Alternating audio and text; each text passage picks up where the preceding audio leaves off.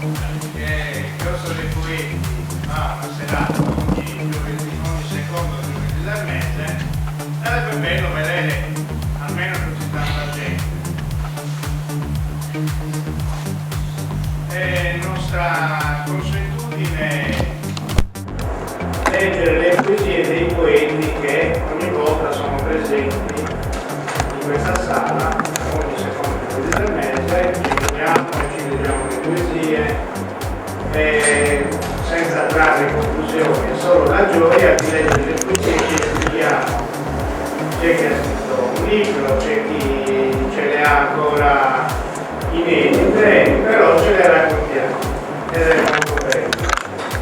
Stasera, non so, vedo dei soliti poeti, c'è solo Paolo Polo e anche Fernanda che poi ci fanno sentire qualcosa.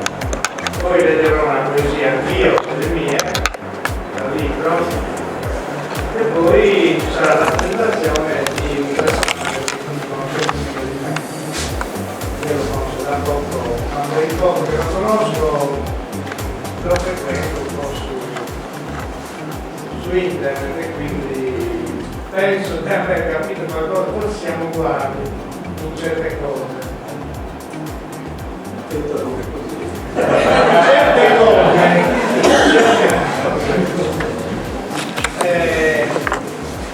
Qui c'è anche l'assessore alla cultura che non intanto Do il benvenuto naturalmente a voi e ci tengo primo a ringraziare Enrico di essere qua con noi e per darci l'opportunità di, dopo averlo letto anche per quanto mi riguarda, di presentarlo al ringraziamento del suo libro di belle poesie. Ma soprattutto anche un grande grazie a tutta quanta l'associazione La Pianura perché per questo lavoro fatto fin da questa primavera ormai, di questi giovedì che ormai sono una tradizione, il giovedì sera che adesso è diventato un appuntamento annese e ci accompagnerà spero per tutto il 2014 ormai adesso, insomma, questo io stampo già tutto già le mani avanti e un ringraziamento anche per la vostra numerosa presenza e invito appunto a segnarvi già in agenda tra 4 settimane i prossimi giovedì che poi comunque Franco ci dirà quali saranno con orari eccetera. Quindi grazie e sono sicuro sarà una bellissima serata, adesso mi chiedo che sono. Grazie. Grazie Luca, io comincerei perché non voglio poi interrompere la serata, quando cominciamo la presentazione del libro di Enrico Cimbeni facciamo tutta la tirata. Allora Paolo Polo ti vuoi avvicinare a leggere una tua poesia, così cominciamo a scaldare la serata.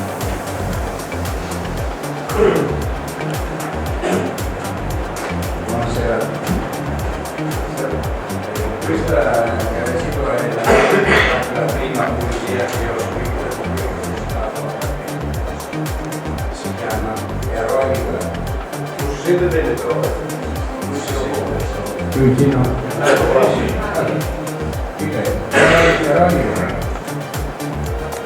Eroe di guerra, sei morto soldato, ma cosa è rimasto a questo mio piccolo cuore che dorme fanciullo con le pietra?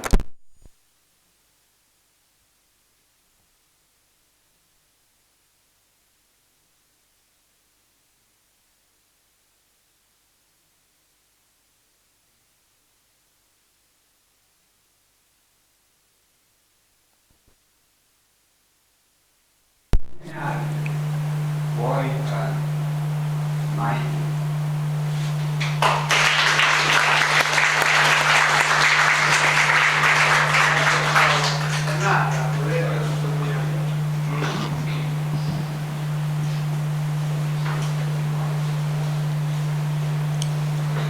Buonasera, perché io non le so a memoria, le ho prima scritte. Allora, vi leggo E la nave affondò. L'ho scritta aspettando notizie dal telegiornale, la famosa nave dell'isola del giorno. Cielo nero, come la fine del pozzo, stelle tutte spente, solo un faro remoto al di là delle onde fece sì che il cuore saltasse di un battito in gola, come il ricordo di un amore che fu. Odore di salmastro, di sole essiccato, di pesce ghiacciato, del senso d'olfatto si impadronì, mischiato al terrore, al buio, allo stupore, fino in fondo allo stomaco invase, la testa pesante, sembrava abbandonare il corpo ingovernato lassù, lassù, su quel ponte di legno e di sdegno, sul ponte di morte.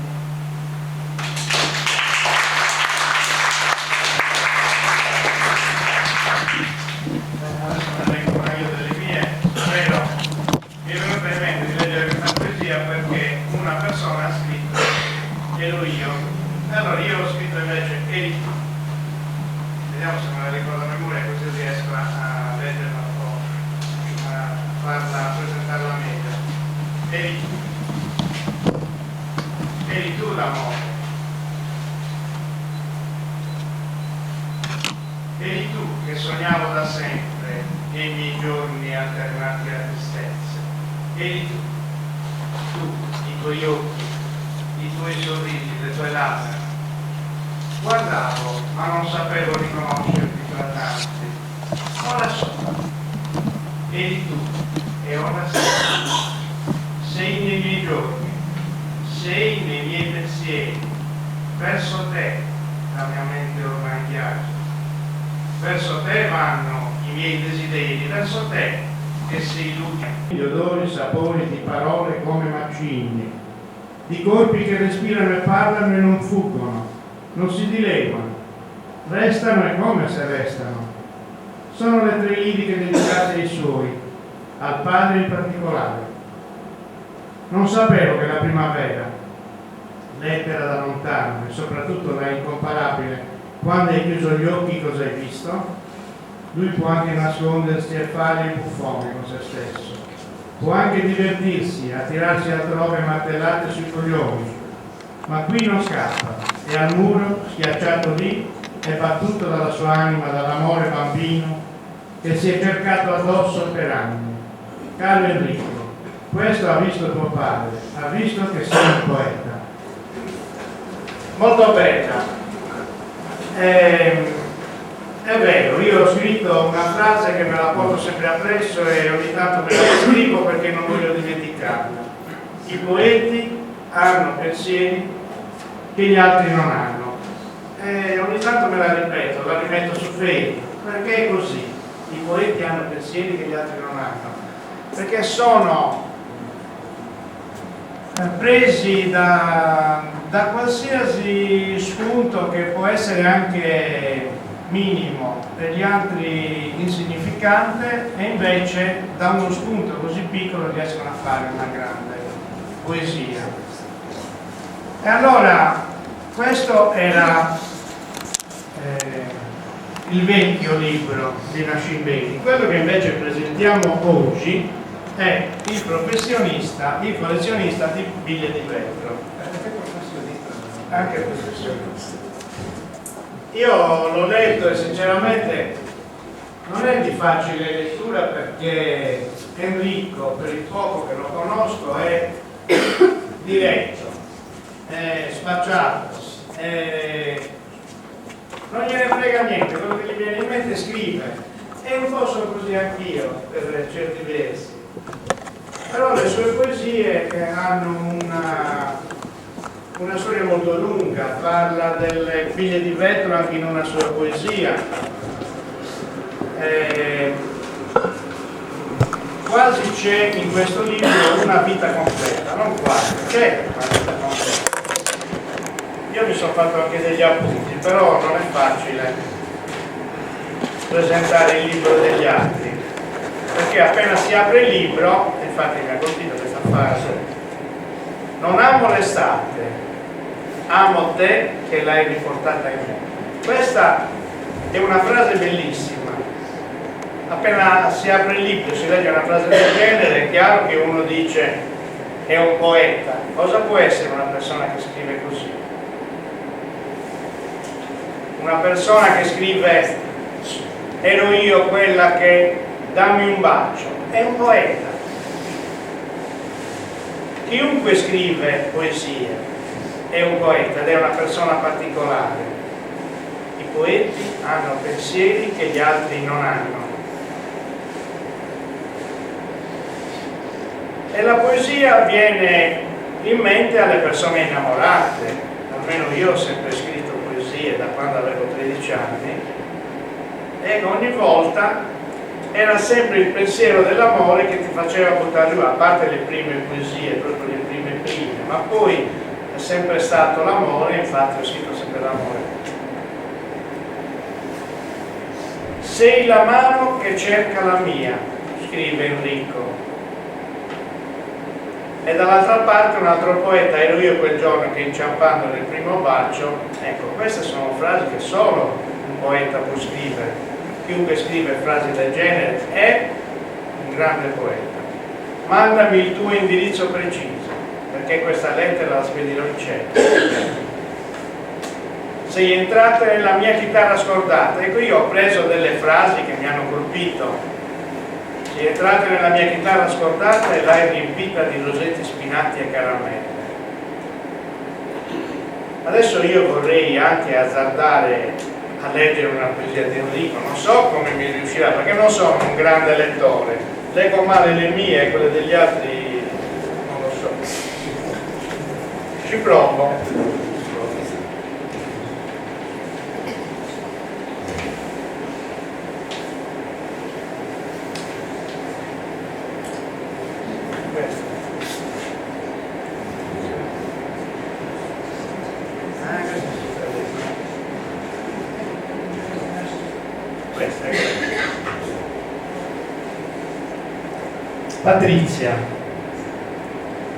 Patrizia, hai spento il fuoco del fornello?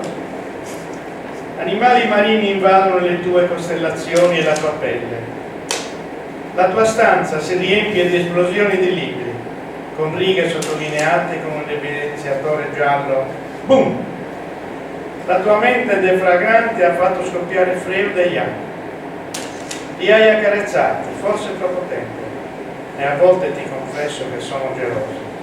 Perché non accarezza me? Sei una declinazione, un'equazione, un'incazzatura. Sei un vestito. Sei la mano che cerca la mia. Sei il profumo d'incenso. Sei 20 anni che ci cerchiamo.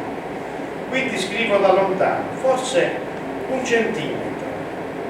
Mentre ho ancora qualche tuo cappello che vola nella stanza, mentre aspetto di aspettarti, mentre ti libero di liberarmi, mentre scrivo col coltello la nostra vita sulla magnolia del giardino. Patrizia, hai acceso il fuoco del fornello?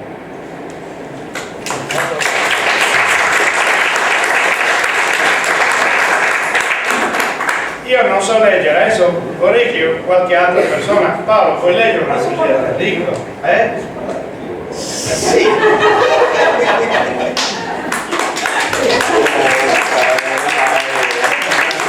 Hai visto che io non sono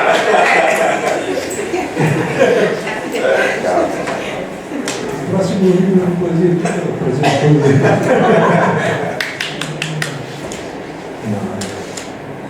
devo fare, intanto ringrazio tutti di essere venuti e ringrazio lui di questa bellissima presentazione. Non mi aspettavo che venisse tanta gente, alcuni sinceramente ho telefonato, ho detto venite. No, bisogna essere sinceri nella vita, no? Ho chiamato il dottor Arcorini, ho chiamato il sindaco,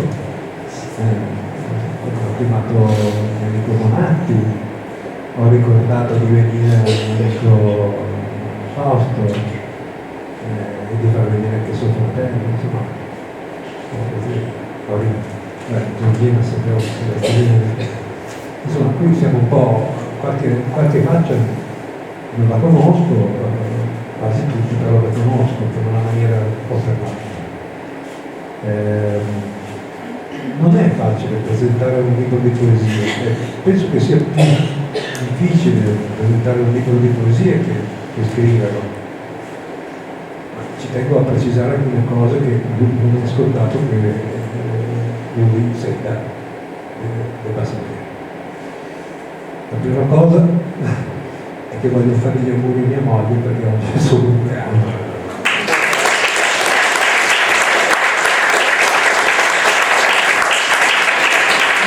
E io il compleanno non potevo passare. Poi vorrei fare un ricordo di due persone. Una che sempre veniva qua ad ascoltarmi, di un caro amico che non c'è più e che mi manca moltissimo, ed è Eugenio Prima.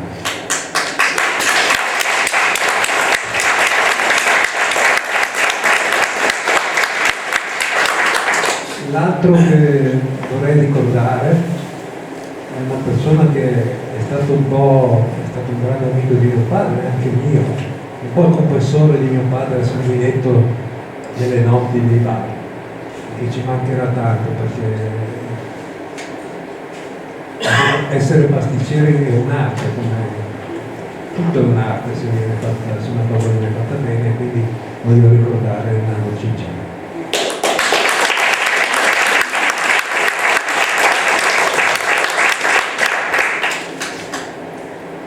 Lui ha dato complimenti a chi ha letto alcune poesie. Dire la parola poesia è talmente vasta, tant'è che il mio primo libro vigliattamente lo chiamai non poesie. Perché questo? Perché nella vita ho avuto una grande fortuna di frequentare dei poeti, tra virgolette, veri, riconosciuti come poeti.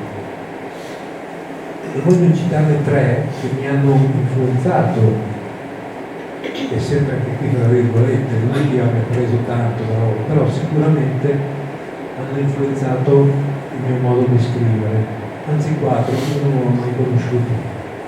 Anzi inizio dal primo che non ho mai conosciuto, ma che ho sempre amato, ed è Chuck Cordy, poeta della Big Generation americana.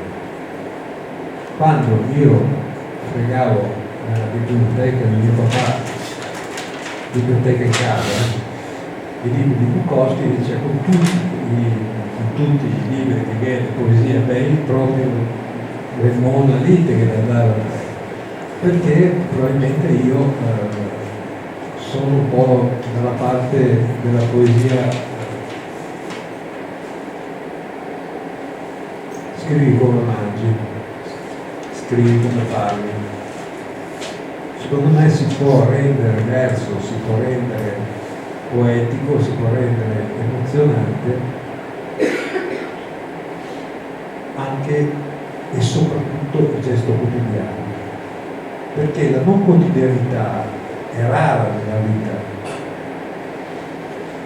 Che ne so, guardare un tramonto con la propria amata, sorvolare l'Oceano Pacifico, cose che mi sono capitate, ma non mi è mai venuto di scrivere una poesia. Con lui ho appena letto la prima poesia dedicata a mia moglie Patrizia, tutto il libro è dedicato a mia moglie Patrizia, sono poesie d'amore e anche di incazzatura e non d'amore dedicate a tutti quelli che le hanno fatto del male, quindi è tutto dedicato a Patrizia.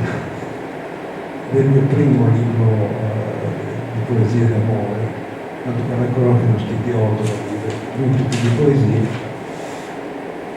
Dunque, dicevo i poeti che voglio ricordare, a parte Bukowski che non ho avuto il piacere di conoscere ma di leggere approfonditamente, di studiare approfonditamente, sia in sede privata sia in sede universitaria.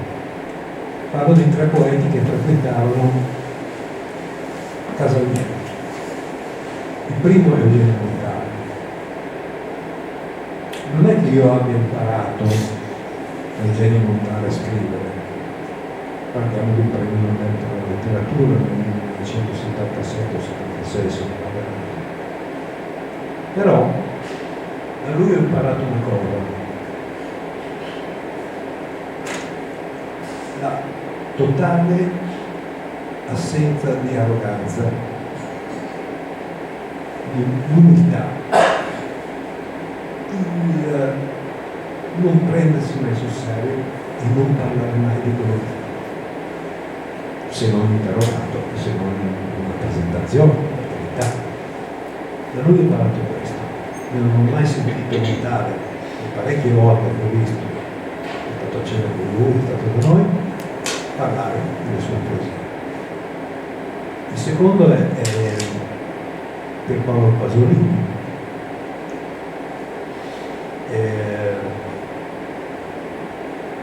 con il quale anche lui ho parlato di calcio, soprattutto di calcio, perché lui era un grande appassionato di calcio. Quindi ho un bellissimo ricordo, Cimelli, se vogliamo così, dopo mio padre alla fiera del libro di Francoforte mi portò la baia del Bayern di Monaco, mi invitò a giocare a calcio, mi parlò della vita, dell'Italia, di allora. Pasolini, uomo dal quale sto tentando di prendere l'attenzione, non voglio peccare di arroganza perché non lo sono. L'andare contro, troppo facile seguire la corrente. E questo stavo citando con il maresciallo facendo un discorso, non c'entra ma c'entra. Pasolini era un uomo di sinistra, ovviamente di sinistra, però la sinistra lo faccio più a calci del sedere, soprattutto quando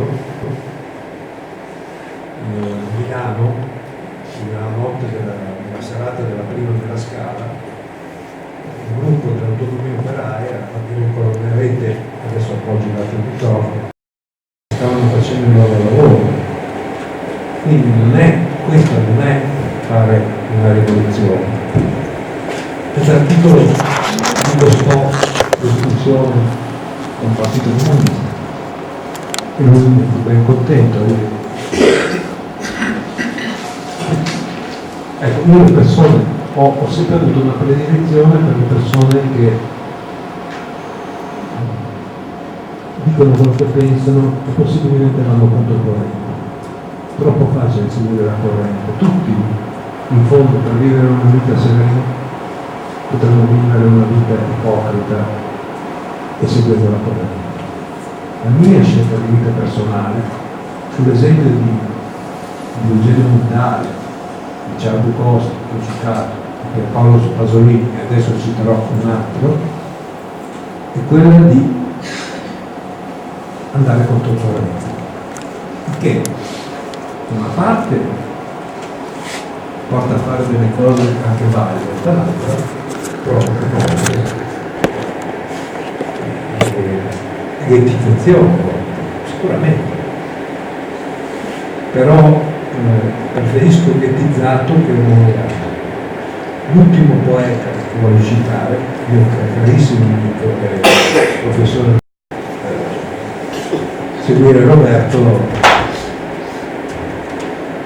prendere il Nobel, e io lo auguro tutto cuore perché se lo stramerita, perché se devo paragonare il premio Nobel di Roberto, l'ipotetico premio Nobel di Roberto Vecchioni all'invece già della letteratura a quello dato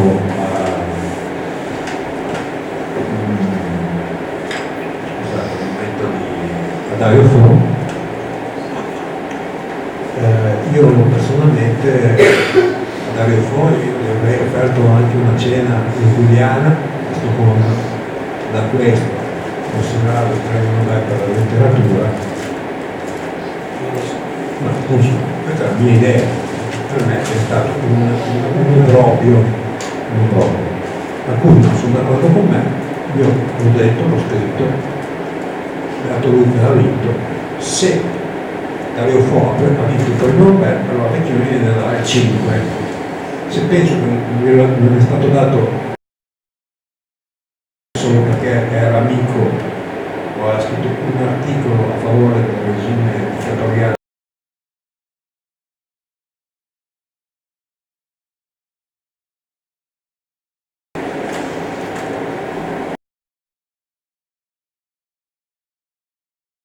Lui parlava prima della differenza tra un poeta e un non poeta. Io voglio allargare il discorso dall'artista vero al non artista vero. Perché? Perché coinvolgo anche me stesso, perché siamo tutti poeti, Non basta scrivere una poesia per essere poeta, non basta sapere l'alfabeto per essere uno scrittore, non basta sapere la musica per essere un musicista, non basta sapere le gradazioni di colore per essere un poeta. Cos'è che fa la differenza, a mio parere, tra chi scrive una poesia, chi scrive una canzone, chi fa un salto, una scultura, chi fa del pane buono, chi fa di nuovo stupendi, un amico di nozzo, chi lavora bene i muri di casa come il mio amico Piero, che non è che sembra me, siamo tutti il suo papà.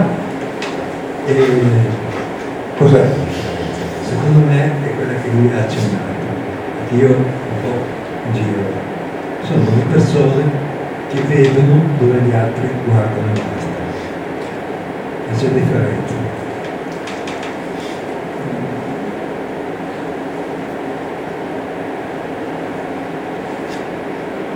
Un conto è passare e guardare, un conto è soffermarsi a vedere una cosa, vedere dentro una cosa, vedere la bellezza di questa cosa. Può essere una penna, un bacio, un addio, un treno che parte, un treno che torna, meglio che torna, e così. Quindi sarò poco breve, mi sta annoiando, ma qualcuno non dica che mi sono preso degli appunti, non sono schizofrenici.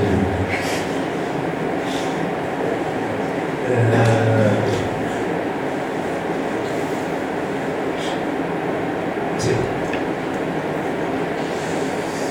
Enrico, alza un po' la voce per piacere. Sì, scusami, perché sono un po'. A parte che c'è un microfono schifoso. Secondo me devono essere tolti i passi dal microfono. Ecco. Sì, adesso mi dovrebbe sentire di più, perché era tutto sui passi. Scusate.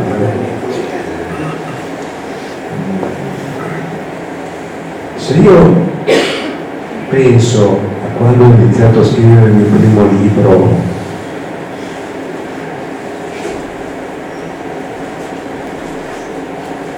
a quando ho iniziato a scrivere la mia prima canzone, quando ho deciso che la mia vita doveva prendere una distanza, non di disprezzo, ma una distanza dalla vita che stavo facendo. Mi ero preso a 16 anni, 17 anni a Milano, città dove ho vissuto tutta la mia vita, basta qualche anno qua a San Benedetto.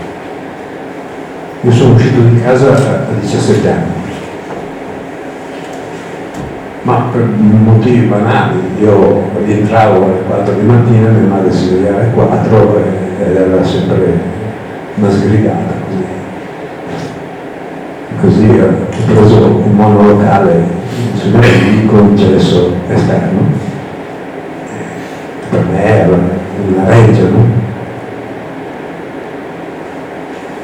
E ho deciso di vivere una vita diversa. Non è che voglio parlare della mia vita che non è neanche tanto importante, è che quello che io scrivo è la mia vita. Tutte le esperienze che ho fatto, giuste e sbagliate, tantissime sbagliate, poco giuste, nella vita si fanno pochissime cose giuste e tantissime cose sbagliate. Sicuramente l'esperienza viene dagli errori, non dalle cose giuste, se no se tutti facessimo cose giuste nella vita. E da lì può nascere la voglia di comunicare, poi uno può scegliere. Io ho avuto la fortuna di poter comunicare con la musica, facendo il cantautore, con le parole, con il giornalismo, e adesso da qualche anno, neanche con i libri. Quale delle tre cose mi piace di più? Tutte e tre, perché tutte e tre hanno una loro validità, perché non esiste un lavoro serio, esiste un lavoro fatto seriamente. Quindi c'è un amico che sono contento, un ragazzo che è venuto, fratello del mio amico elettricista, che ogni tanto ci scontriamo su Facebook, sulle mie prese di posizione, a volte contrastanti, così. Ce l'ho proprio come indole di andare contro, a volte lo faccio apposta, la mia è una provocazione, ma nella provocazione io imparo dagli altri la reazione, che può essere una reazione scomposta, oppure qualcuno mi può anche dire guarda, hai detto una stronzata per questo e questo. E molto spesso hanno anche ragione. E così io, sfruttando un po' le vite della gente, la mia vita, le esperienze così, ho intrapreso questa carriera che mi ha portato, e adesso concludo la prima parte di quello che sto dire, che mi ha portato a 57 anni, compiuti il 20 novembre, ad essere un poeta, un cantautore di nicchia non ben conosciuto. In nicchia intendo, io non riempio gli stadi, ecco. Li ho visti gli stadi pieni, quando vado a vedere il Milan. E non me ne frego un cazzo di riempire gli stadi, soprattutto. Io amo molto i teatri, ma non perché non riesco a riempire gli stadi, perché la mia musica in uno stadio non avrebbe lo stesso effetto di un teatro lirico o del teatro di Sanguinetto, tanto per così. E mi sono perso, come stavo dicendo? Concluso la prima parte, hai detto poi? Hai concluso la prima parte. Parlava della differenza tra un poeta, un artista e chi invece Ah, sì, grazie. Mi perdo dentro.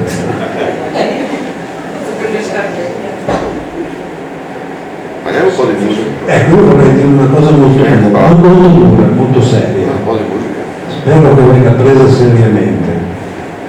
Attenzione, perché io uso il mezzo Facebook ampiamente e devo al web e a Facebook tantissimo, sia professionalmente come vendita proprio, come denaro e come mezzo per farmi conoscere, però attenzione, parlavo recentemente, pochi giorni fa, è un discorso che ci ripetiamo sempre con Vecchioni, non è che ti piglia in mano la chitarra e fa la canzone e un cantautore. Non è che ti piglia in mano un pezzo di carta e scrivi una poesia e un poeta. Poeta è una parola enorme, grandissima. E io non ci credo, non del tutto alla fortuna.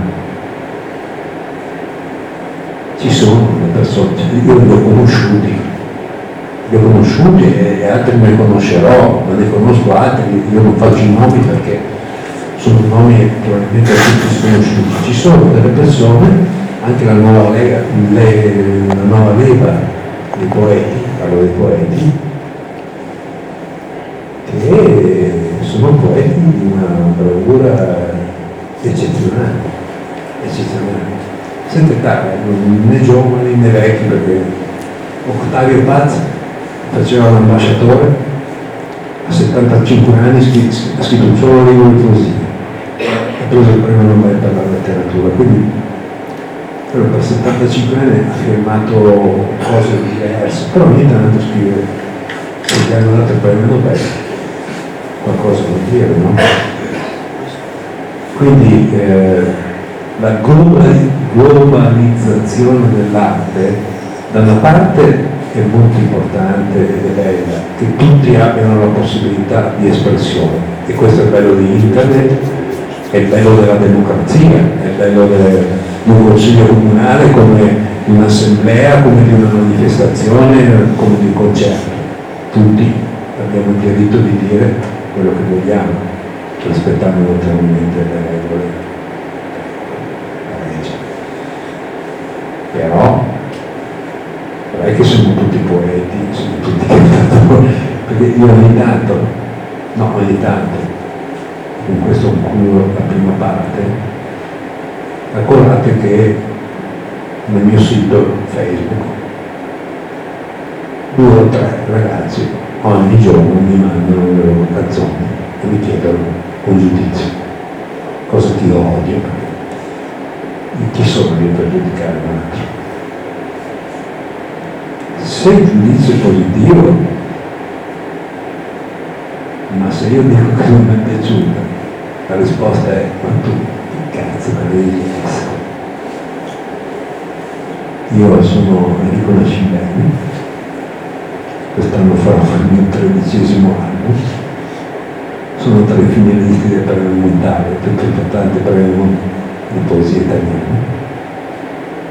Penso di essere a metà della strada, non si finisce mai di andare avanti e imparare.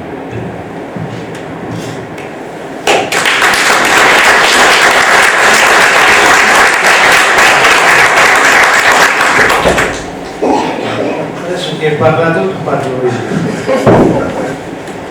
Io volevo farti delle domande, se no poi mi sfugge. Quando hai cominciato a scrivere poesie? Perché anche le canzoni che io sento, che scrivi, che canti, sono poesie. E non è che una poesia uno la apprende all'università, ce l'ha dentro. Allora tu ce l'hai dentro e hai cominciato a scrivere a quale età? Beh, le prime poesie le ho scritte a 8-9 anni, ma erano delle cose così, mi diceva bravo la mia mamma, anzi forse nemmeno. Quando ho cominciato a scrivere seriamente delle poesie,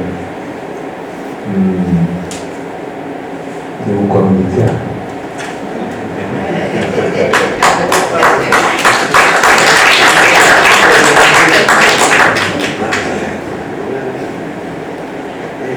Che legame c'è tra le tue canzoni e la poesia?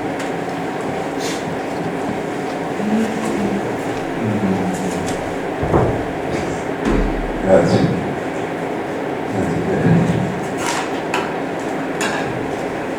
Però domanda.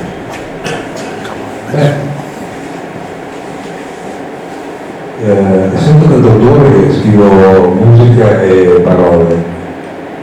Molto spesso mi trovo a scrivere anche dei testi per altri artisti.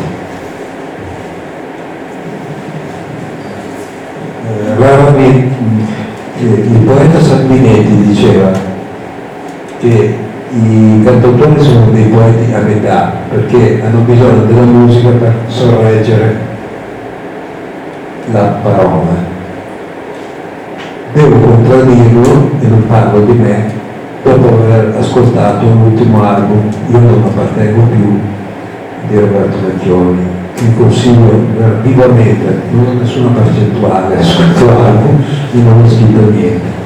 Consiglio vivamente a tutte le persone che sono qui di comprare e ascoltare una sera con attenzione, perché è un album di addio. Ecco, le musiche sono stupende, sono fatte da un grandissimo musicista che è Lucio Fabbri, ex premiata Forneria Marconi, un grande musicista, ma siamo andati io e Patrizia a sentire la prima del concerto a Milano di Roberto, e proprio c'è una canzone che si chiama Ho conosciuto il dolore, che è recitata. Se a questa canzone si toglie la musica è una poesia.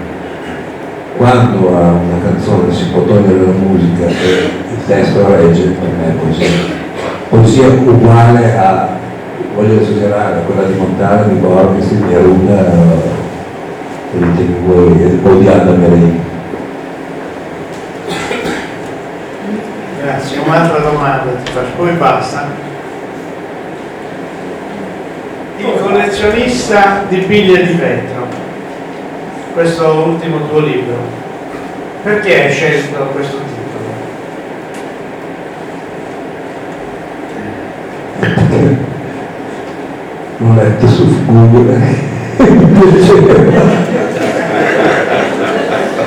No, se non perché se dicesse che questo significa anche un'altra cosa velocissima. Molto spesso uno scrive canzoni, poesie o titoli, no? E scrive. Di solito sono i critici che dicono nasci bene con questa canzone, Vecchioni o Montale, voleva dire. E poi legge quello che ha scritto lui e dice, cazzo, mi vuole vedere che veramente volevo scrivere così. In verità, il momento in cui la persona, come vedete dico la persona non l'artista, perché io non mi autologo dell'artista, me lo devono dare gli altri se muoiono. Nel momento in cui la persona scrive, non sa neanche lui dove va, non è che abbia presente bene, adesso parto, sto parlando di poesia e canzone. Per quanto riguarda il romanzo è un'altra cosa. Per esempio io quando scrivo romanzi parto alla fine, perché la fine mi permette di dare un inizio al romanzo. Questa è una mia tecnica personale. Non potrei mai scrivere un romanzo non sapendo come va a finire. E non mi verrebbe. Se invece parto proprio dalla fine, allora posso costruire tutto il castello dell'inizio, eccetera. Comunque, no, ecco, l'ho letto su Google, il collezionista di biglie di vetro, e mi è molto piaciuto. Comunque, se proprio vogliamo dare un significato, si possono collezionare biglie di vetro da grandi e da bambini. Siccome io sono rimasto al confine tra l'infanzia e la maturità, ecco perché il collezionista di biglie di vetro, perché dobbiamo dare una risposta. Grazie Enrico. Io concluderei così, adesso se vogliamo leggere qualche poesia, però inviterei qualcuno del pubblico a fare delle domande a Enrico, perché sennò parlo sempre io, dice lui, no, io non parlo, adesso qualcuno che vuole fare una domanda a Enrico, io passo lì col microfono, chi vuole, Però fatele, dai. ecco qua. Celeste, signora Io Celeste. vorrei chiedere ad Enrico se è più importante scrivere nei momenti in cui è felice oppure nei momenti in cui ha delle crisi esistenziali di coscienza oppure un avvenimento molto triste della sua vita. E in questo caso, secondo lui, i risultati sono migliori nell'una o nell'altra ipotesi? Bella domanda, Paola. Mi sentite tanto? Sì? Qualcun altro che vuole fare domande? Segnale queste. No, io no, meglio che rispondo. Rispondi adesso. Perché qui dobbiamo fare la scuola. Il comune di San Guineto è buono per un microfono. Assessore, un microfono. Proprio sì, No, hai parlato? Ma sei tu l'assessore, tutto. Vabbè, l'altro è stato venuto per comprare un altro locale, allora, scusate. Paola, quando io sono felice l'ultima cosa che penso è scrivere poesie, vivere le mie avventure, fare l'amore, andare in giro per il mondo eccetera, e nei momenti della depressione, della solitudine, nei momenti degli addii, che a volte sono di tra persone o addii per sempre, persone amate. Allora in quei momenti io scrivo, in altri momenti no, assolutamente non ci penso nemmeno. L'unico, devo essere sincero, libro che mi sta portando grande fortuna, a questo punto questo collezionista di Villa di Vetro, che la mia casa di scuola, la mia casa di editrice ha voluto copiare Selleri e ha fatto questo che sembra qui che danno dei barbiere che riprofumati, non so se lo cioè, non puoi copiare Selleri, ma adesso lo fate più grande, ma non perché è stato bello però cazzo, cioè in una libera che si perde, anche perché non è che c'è scritto sopra brutale, cioè riconosci bene i capelli rasta 10 anni fa, ho chiesto mondo. Quindi no, la poesia, io sono un leopardiano, insomma, la poesia è dolore, la poesia è una roba, c'è il governo Veneto che dice i nomi non si deve neanche in dentro, no?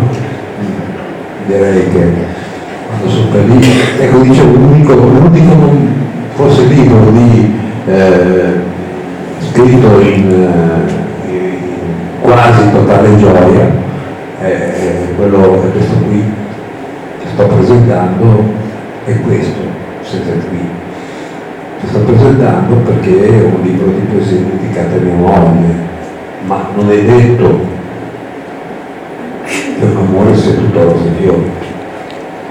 Quindi quando io ho scritto la maggior parte erano in momenti di down, mai era un recupero, era un urlo, un richiamo alla sua attenzione, perché io appena scrivo una poesia, attenzione, è una tortura, è un destino, e se non mi piace mi incazzo un attimo.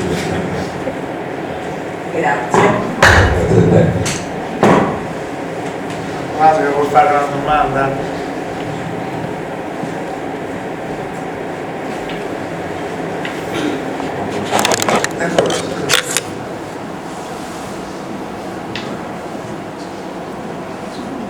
Qualcosa che ha scritto e che tiene ancora per sé, che non è ancora capace di pubblicare? Perché? Sì, io sto scrivendo a specie di abocconi un libro su mio padre che dovrebbe essere pubblicato da una importante casa editrice, che non dico perché porta niente. Posso dire il titolo del libro? Si chiama L'uomo delle luci.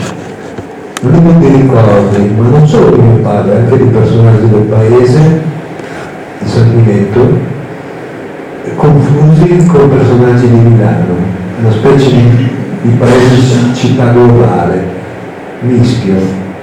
Perché in fondo a volte il paese diventa città e la città diventa paese. Sembra che dica una bestemmia, ma invece è così, almeno per me. No, dice. Vabbè, è contro Milano, Piero. Si chiama L'uomo delle luci, parte da un biglietto che nel 2008 Mio padre mi lasciò a un ultimo dell'anno, molto grande, c'era in studio, e dice: buon anno a tutti, l'uomo delle luci. Perché lui si autodefinisce uomo delle luci? È una cosa molto banale, anche se poetica. L'uomo delle luci è bella, no? Perché io ho la mania di lasciare le luci accese, visto che la bolletta la pagava lui, mi chiedeva di spegnere le luci. Adesso ho sposato una donna che, se mio padre la vedesse, l'ammazza, che riesce a lasciare le luci accese anche nella casa del vicino. Ecco, è un libro che conclude, che mi costa tantissimo, perché ho paura di cadere nel patetico e non voglio, però non voglio neanche cadere nel cinico e non voglio, quindi e poi sto scrivendo un altro libro di poesia. Tanto lo pubblico sempre su Facebook, poi le catturo e poi alcune invece le scrivo in privato. Sono una persona, una pigrizia pazzesca, arrivo addirittura, sono arrivato a, e c'è nel mio libro scritto: questa poesia è stata dettata da Enrico, gliel'ho dettata a lei pur di non scrivere io, anche perché io non capisco la mia scrittura.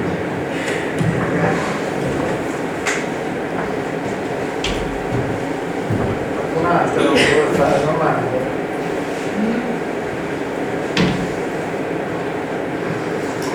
Enrico, nella tua carriera quanto ti ha dato tuo padre? Quanto ti ha dato tuo padre? Ti sei arrangiato da solo, ti ha dato consigli? No, ti ha dato consigli, ti criticava, cosa ti diceva? Io mi vicino, così lui non deve fare ogni volta durante una. Io sono sprontito. Tu devi pensare che mio padre in casa sua riceveva ogni settimana, non esagero, un centinaio di libri. Perché? Essendo il responsabile della pagina di cultura del Corriere della Sera, le case editrici speravano in una recensione. Ecco perché abbiamo, la mia famiglia ha praticamente quasi riempito la biblioteca di insegnamento, perché poi calcolo che mio papà era una persona che leggeva circa 10 libri alla settimana, non tutti con grande passione, perché usava una tecnica che purtroppo ha insegnato anche a me. Quando doveva fare una critica di un libro che gli veniva, raramente gli venivano imposti dei libri, però se Biaggi faceva un libro doveva recensire, non so, faccio un esempio. Io ti passo regolarmente fuori le descrizioni. Se tu salti la descrizione di una camera o di questa serata dicendo fuori c'era la nebbia, c'era questo, c'era quell'altro, le sedie sono rosse, e vai al sodo, il libro in 3 ore l'hai letto, e lui usava questo metodo. Quanto è influito mio padre? Mio padre, fin da ragazzo, mi ha consigliato libri da leggere, cosa che io ho fatto. Quindi è influito moltissimo. Mi ha economicamente risparmiato di spendere dei soldi per comprarli, perché per me adesso comprare dei libri è una grande novità. E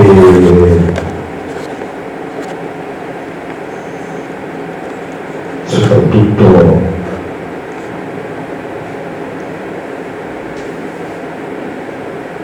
mi ha fatto capire che il mondo senza cultura, adesso stiamo parlando di libri, poi potremmo parlare di tutto, ripeto, per me la cultura è omnicomprensiva, omnicomprensiva. Cultura può fare un vigile, cultura, scusate se faccio degli esempi idioti, può fare un anestesista, il tuo marito, cultura, non può fare gli amico Bonatti che vanno, il sindaco facendo il sindaco, lui facendo il vice sindaco assessore alla cultura. E quindi mi ha insegnato a essere umile, a imparare ad ascoltare gli altri e non pensare mai di essere arrivato, perché non sei mai arrivato al suo padre. A mio padre devo l'80% di quello che io sono adesso, nel bene e nel male.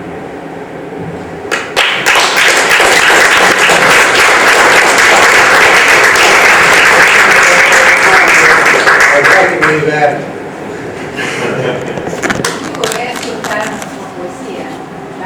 Letta da me. È il minimo.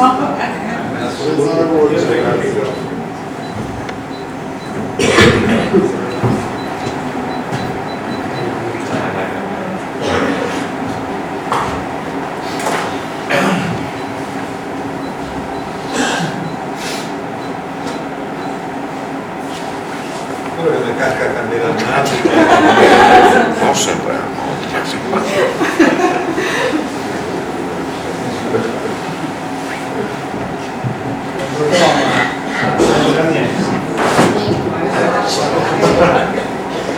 Mi sentite? Sì. Questo è dedicato a Patrizia.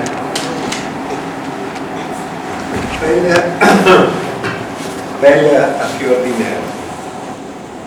Quando leggo le tue parole nervose, come la tua schiena quando si inarca l'amore, quando sei incazzata e uccidi la luna come ferma capelli d'argento indiano, quando i tuoi occhi sono lamette lubrificate di sangue, quando sei furibonda e spari al primo sogno che passa dalle tue parti, quando so che al telefono la tua voce non sarà dolce, ma ringhiosa e sofferente, come quando il tram non arriva, quando accendi una sigaretta dietro l'altra e ti fumi un libro in 2 ore, quando ti abbandoni e appoggi le tue lacrime trattenute su di me, quando vorrei massacrare la tua amarezza atavica e penso di cavarmela con un bacio, con un fiore secco che conservo per te tra le 2 pagine che devo ancora riempire di parole.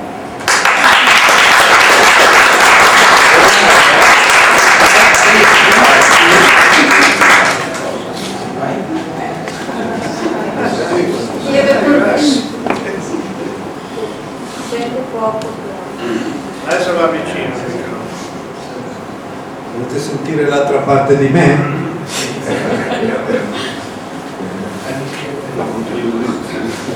No, questa poesia, adesso la troverò, è dedicata a una persona che ha fatto del male a Patrizia. E ho usato un titolo delicato, si chiama L'uomo di merda. Tu sei talmente una merda di uomo che a casa tua lo specchio, ogni volta che subisce la tua immagine, piange. Soffocante e fetida è la tua presenza in un luogo che non hai, la mente. Mente? Sì, mente, canto. Sei il passato remoto del verbo essere. Non sei quindi, ma sei una nullità, una brutta canzone, un errore di grammatica. Ti può scrivere cuore con la V. Sei temporaneamente, scusate, sei un tamponamento in autostrada, una vacanza rovinata dalla pioggia, sei un licantropo che teme la notte, sei una notte perenne, sei una pozzanghera dove per sbaglio uno mette i piedi, un ventilatore che porca puttana si rompe quando arriva il caldo. Sei una birra calda. Sei talmente testa di cazzo che se ti metti il preservativo soffochi. Sei un paio di occhiali senza lenti. Sei una lente a contatto che oramai non è contattata più da nessuno. Sei un ascensore che si blocca tra un piano e l'altro. Sei così lucido che se uno ti stringe la mano, scivola. Insomma, sei un uomo di merda. E se un giorno qualcuno ti sputerà in faccia con tale impeto da farti traballare, non avere dubbi, quello sarò io. Tutto quello che ho scritto, fatelo spiegare da qualcuno, non fosse mai, e come spesso è accaduto nella tua vita, che tu che io non avevo visto, che mi ha fatto molto piacere, vista da un bar, non mi aspettavo un'accoglienza così. Ringrazio di essere arrivata in ritardo, ma so anche perché è arrivata in ritardo il mio amico di infanzia, Alberto Paroni, con il quale abbiamo diviso giochi di infanzia. Sai cosa mi ricordo da te? Che aveva una macchina che distribuiva le fante. Quando era ancora arancione, prima ancora che dicessero che aveva 110, era cancerosa, vabbè. Io mi costavano 50 lire. Io un giorno, ti confesso, ne ho bevute quasi 22. Dopodiché, contemporaneamente mi sono allontanato dai tuoi campi per non molestare. Ho tanti bei ricordi. La prima piscina fatta nella vasca dell'UAM, sono tutti molti volti che vedo qua fanno parte del mio ricordo, e quelli che ho visto per la prima volta si aggiungono a un nuovo ricordo. Tutto sommato, farei dischi, scriverei libri, faccio dischi e scrivo libri per conoscere gente.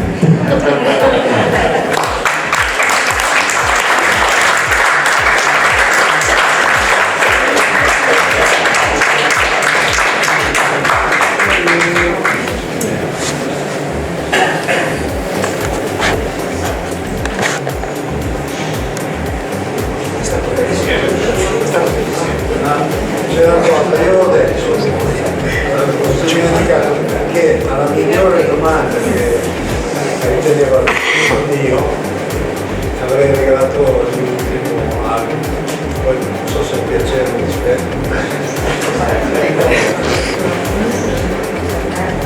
Penso che la migliore domanda che è stata fatta,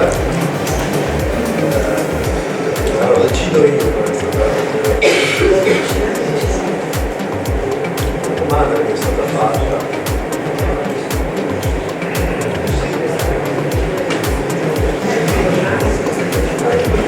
Come vuoi fare stato? Guardi, prende la mano, prende la Paola e ci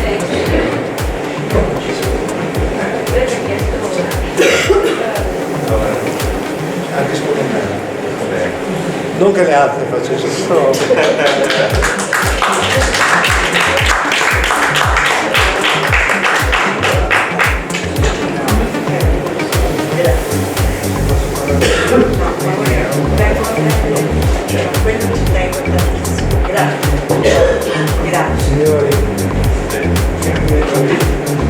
Io concluderei adesso ricordandovi che il Chiostro dei Poeti comunque ogni secondo giovedì del mese fa una serata di questo tipo. Se c'è da presentare un libro si presenta, altrimenti ci leggiamo le nostre poesie fra quelli che vengono.